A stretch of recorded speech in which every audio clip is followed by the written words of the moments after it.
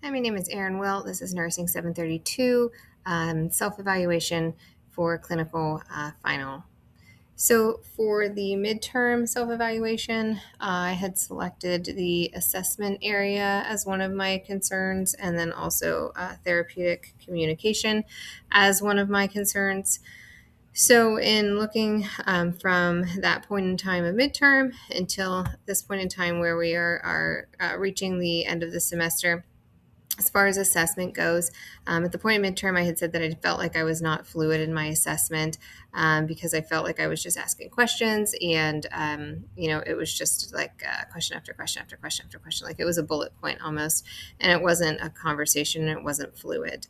I also had felt as though it wasn't building rapport or allowing for the patient to speak freely, which ties into the therapeutic communication. So, what I did for the assessment component, moving from the midterm point until this point now with the final clinical coming up here, I created a template. So, within this template, I have the eval questions, and I utilize this as a guide. So I have bipolar, things that I don't want to miss, because I didn't want it to be bullet point. I wanted it to be communicating and speaking freely, but also I didn't want to kind of get sidetracked and miss an important area in my questioning, or miss an important area that would guide a diagnosis. So I did create the eval guide questions. So I had that with me during the assessment. For therapeutic communication, additionally, quick text was very helpful in the assessment. It kind of did the same thing as the eval questions that I created. The quick text was something that my preceptor has implemented in her charting system. So when I was going through and doing documentation in the clinical charts for her to review before submitting, of course, we were able to utilize the quick text, which was helpful too. Like, if we're looking at an antidepressant medication, there was a quick text for that went through all the education that was reviewed. So that was helpful too.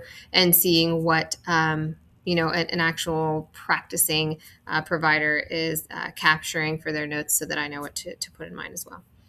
For therapeutic communication, I had made the comment at the midterm point that I was having difficulty with adolescents and children, because I was at that point only in the psychotherapy rotation. So after midterm, I progressed into the psychiatry portion of my clinical, and I did find that to be much more helpful in building my self-esteem and confidence with working on the pediatric and adolescent population. These kids tend to be a little more open when it's just med management. I think having to speak to somebody in psychotherapy is a little bit more personal for them. So med management was a lot easier to get them to talk to me, to tell me what was going on, what their symptoms are, how long they've been happening, what potentiates them, things like that. I did have a little bit of difficulty, I think, with parents in that realm. Sometimes parents were giving information or providing symptoms that they're seeing, and they're not matching what I'm seeing. Parents coming in seeking stimulants for ADHD, and the kiddo isn't presenting with any of that at all.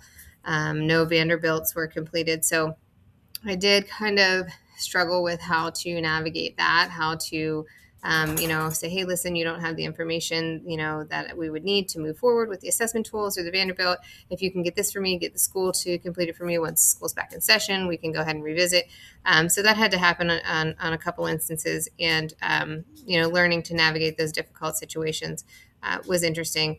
Also learning to navigate situations where some of these kids are returning from RTFs, and some of them are verbally aggressive. Some of them are swearing or screaming in the office. Just learning how to navigate that tactfully and continuing with the assessment, but doing so in a way that they don't shut down, and then they are able to continue to participate.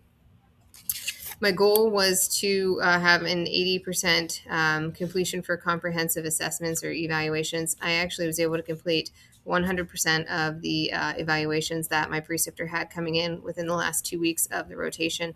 I did those independently, and then we regrouped in the hall. I presented the case. She came back in, reviewed it, and then we created the treatment plan. So I did actually exceed that goal and also with the communication and the shared decision making and the part of the process.